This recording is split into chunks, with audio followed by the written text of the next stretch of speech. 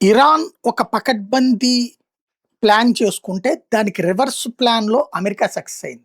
ఎలాగంటే, కొమైనీ మీదన క్రిందటిసారి అటాక్ చేసింది ఇజ్రాయెల్. అణుబాంబుల వ్యవహారాలకు సంబంధించి కూడా చేసింది. ఇరాన్‌లో ఎక్కడికైనా చొచ్చుకుపోగలిగినటువంటి నిఘా వ్యవస్థ ఇజ్రాయెల్ దగ్గరుంది.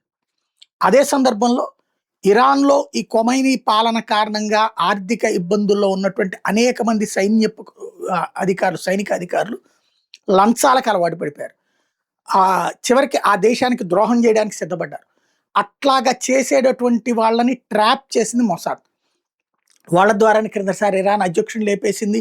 అలాగే ఇరాన్ అధ్యక్షుడికి సంబంధించినటువంటి గెస్ట్ హౌస్‌లో ఉన్నటువంటి హమాస్ చీఫ్‌ని లేపేసింది. అలాంటి అనేక సంఘటనలు చోటు చేసుకొని క్రిందటిసారి ఇరాన్ అణుస్థావరపు అడ్రస్ తెలుసుకొని మరి కొట్టింది. కాకపోతే అది 7 లేయర్లుంటే 3 లేయర్‌లో 4 లేయర్ల దగ్గర అయిపోయింది. అది కూడా B-2 బాంబర్‌తో కొట్టిన తర్వాత. ఇరాన్‌కి అర్థమైంది ఏంటయ్యా అంటే, దేశద్రోహులు అంతర్గత శత్రువులు ఉన్నారని. వాళ్ళని పసిగట్టింది.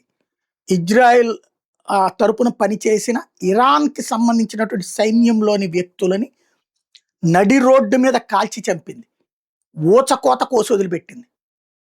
అది చూసి మిగతా ఎవరైతే అమెరికాకి, ఇజ్రాయెల్‌కి గూఢచారులుగా పనిచేస్తున్నారో వాళ్ళకి భయం పుట్టింది. వాళ్ళని గుర్తించలేకపోయింది.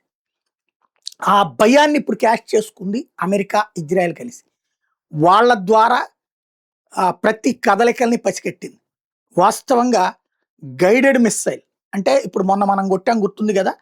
పాకిస్తాన్‌లో ఉన్నటువంటి ఉగ్రవాద శిబిరాలకు సంబంధించినటువంటిది కరెక్ట్ మన ఇంటెలిజెన్స్ ఇన్ఫర్మేషన్ ఏ స్థాయిలో ఉంది, లాంగిట్యూడ్, లాటిట్యూడ్‌తో సహా కరెక్ట్‌గా. అది దాంట్లో ఫ్రేమ్ చేసి కొడితే ఖచ్చితంగా 100 ఇళ్ల మధ్యలో ఉన్నటువంటి ఉగ్రవాద శిబిరంలోకి కరెక్ట్‌గా ఎళ్లి పడ్డాయి మన మిస్సైల్. సేమ్ తరహా మిస్సైల్స్ నిన్న ప్రయోగించగలిగింది. వాళ్ళని పేల్చేసింది. ఏకంగా కొమైనీ కుటుంబాన్ని, కొమైనీ కూతురు, అల్లుడు, అట్లాగే ఆళ్ళ మనవరాలు వీళ్ళందరూ కూడా ప్రాణాలు కోల్పోయారు. అంటే టోటల్‌గా 40 మంది ఒకే చోట కూర్చున్నారంటే, దాని లాంగిట్యూడ్, లాటిట్యూడ్‌తో సహా పర్ఫెక్ట్‌గా తెలిసింది అంటే, పక్కాగా ఇంటెలిజెన్స్ ప్లానింగ్ అన్నమాట. అమెరికా ఆ విధంగా వ్యూహాత్మకంగా విజయం సాధించింది.